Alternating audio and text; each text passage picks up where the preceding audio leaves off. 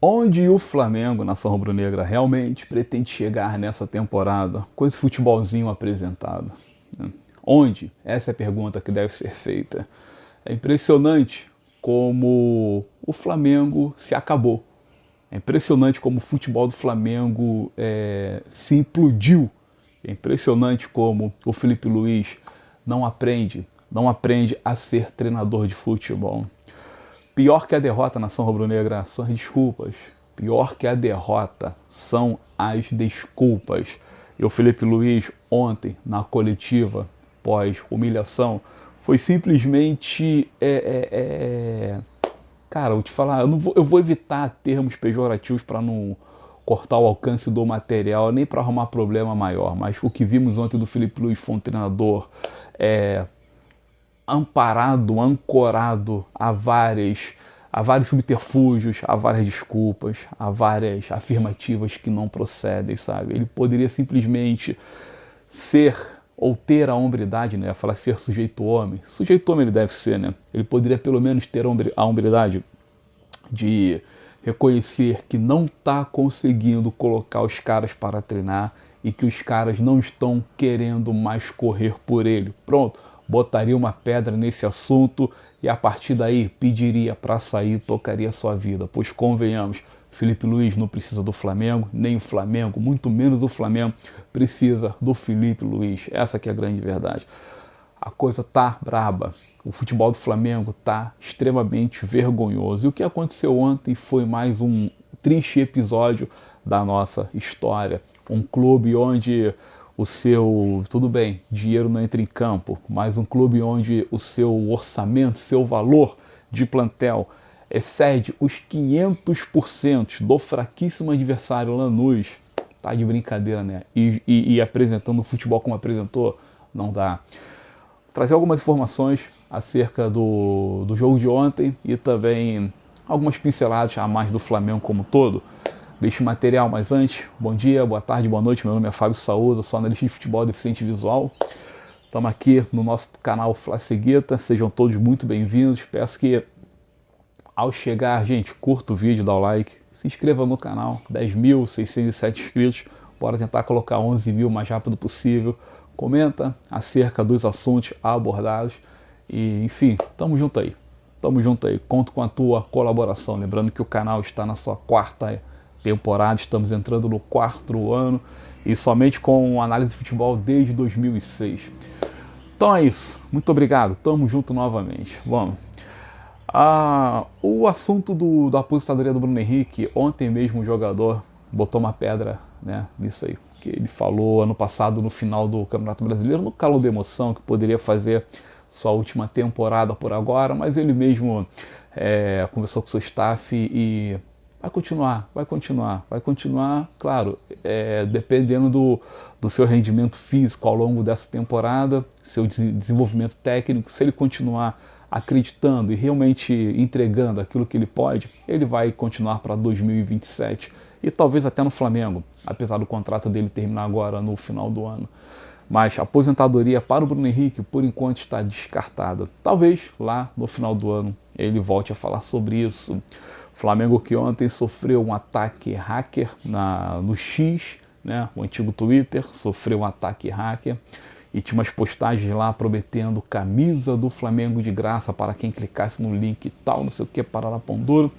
É aquilo, né, cara? Normal. Nada a ver com o desempenho do time, nenhuma relação com o momento atual do clube, do treinador. Não. Isso aí é coisa de hackerismo mesmo, que a galera crime, né? Crime virtual. Eles vão lá, invadem as redes das pessoas e promovem esse tipo de coisa. Coincidentemente, ontem, por ser uma decisão de taça, né?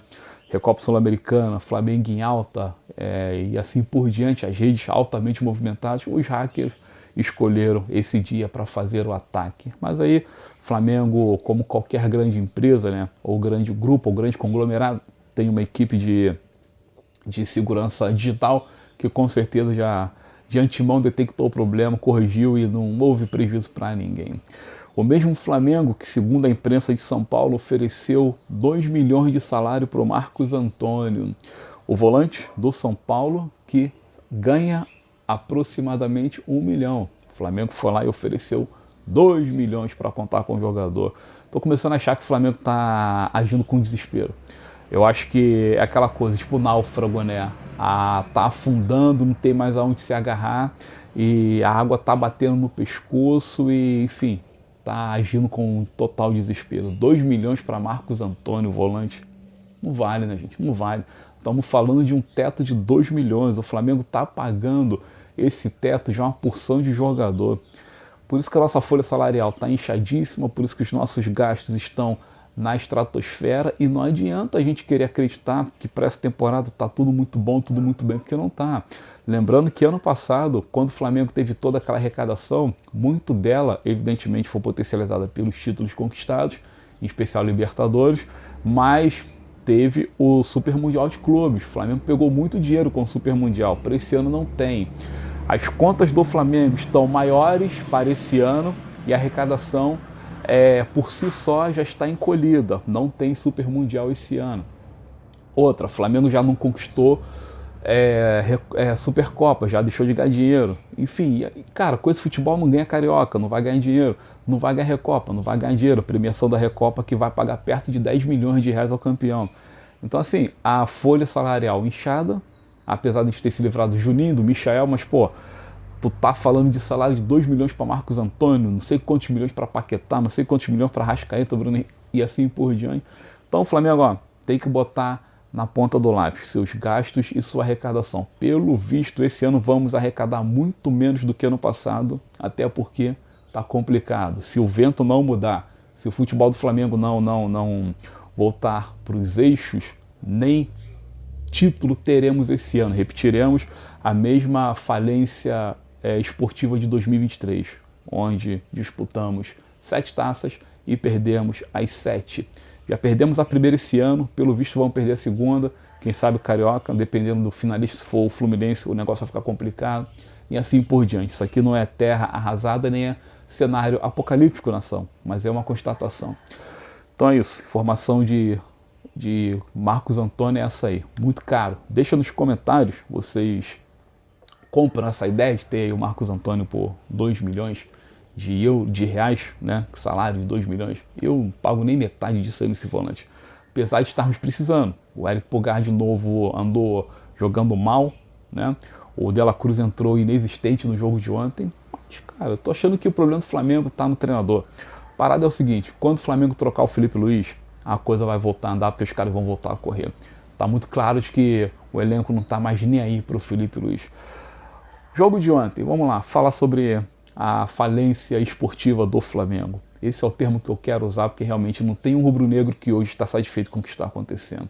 Primeiro, Felipe Luiz com suas bengalas de desculpas, seus apoios, suas muletas, dizendo que o gramado estava seco, dificultou o jogo do Flamengo, a bola não rolava direito. A gente sabia, eu alertei a semana inteira que o gramado não tinha uma condição muito boa, mas não era nem isso, ele falou que era a secura da grama. Pronto, primeira desculpa. Segunda desculpa, o Flamengo não tinha que ter iniciado o Carioca tão apressadamente como iniciou, a questão física tá pegando. Pô, peraí, cara. A única diferença do Flamengo de agora, por exemplo, para o Corinthians, que terminou a temporada à frente da gente, foi praticamente uma semana depois, é que o Flamengo jogou a Copa, o Super Mundial de Clubes. E o Flamengo fez 3, 4 jogos somente a mais que o Corinthians naquela ocasião por conta do Super Mundial. O Corinthians terminou a temporada grudado com o Natal. Voltou, deu um baile em cima da gente e já emplacou 3 vitórias consecutivas. E com um plantel muito reduzido, muito reduzido. Eu estou trazendo o Corinthians como grau de comparação porque foi o time que venceu a gente e que correu muito.